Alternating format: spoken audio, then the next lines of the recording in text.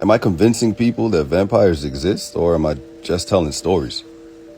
Who's to say? Here's another story. The story I'm about to tell takes place in 1983, and seeing as how I was born in 1987, I cannot be implicated here. It's just a story.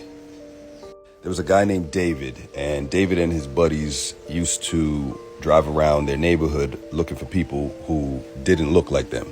They would throw rocks out of their windows. They would walk past you and punch you randomly. They beat up people in dark alleys, all that type of shit. One day, though, they picked the wrong person to fight. This person just so happened to be a vampire. Let's call them Vic. David and his buddies attacked Vic, and that attack quickly turned into a fight for their life. As far as I was told, limbs were torn off.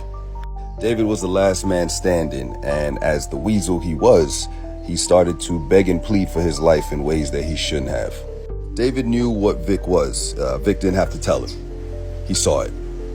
David said he would offer up his family as a sacrifice to save his own life.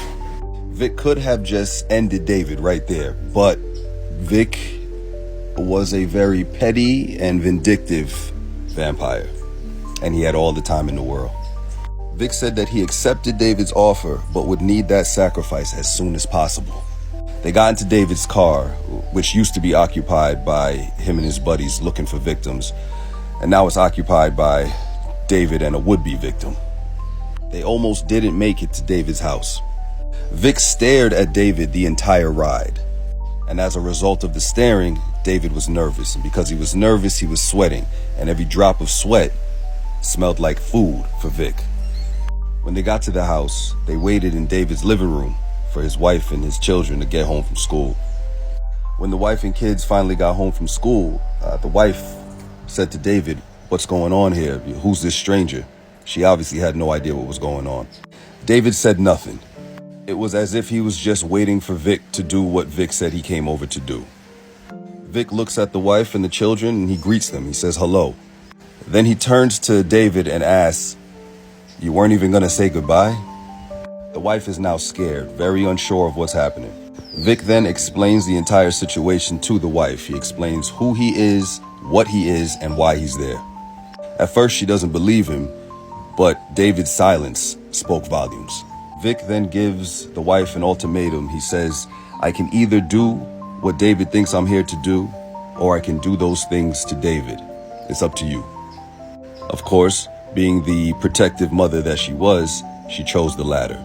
David's last moments on this planet were painful, excruciating, and horrifying. It was fun for Vic, though. Vic remained very close with the family, so close that in 2011, when the mother and the son passed away in a car accident, Vic set up the daughter with a house in Antigua. And in 2020, at the beginning of the pandemic, when she moved back to the US, she became Vic's familiar. Not only was she Vic's familiar, but they were very good friends.